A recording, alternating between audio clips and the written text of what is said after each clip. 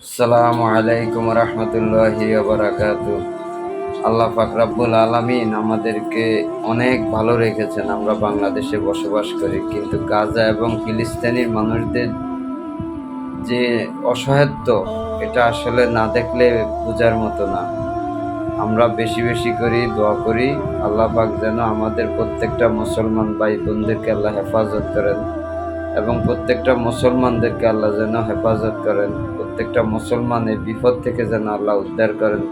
অন্তত পক্ষে আল্লাহ পাক রব্বুল আলামিন যেন আরেকটি বার আবাবিল পাখি পাঠিয়ে সৈন্য হিসাবে ব্যবহার করেন। তারপরও প্রত্যেকটা মুসলমান যেন এই বিপদ থেকে উদ্ধার হইতে পারেন। এই ইহুদি নাসারাত থেকে আল্লাহ যেন তাদেরকে হেফাজত করেন, প্রত্যেকটা মুসলমানকে হেফাজত করেন।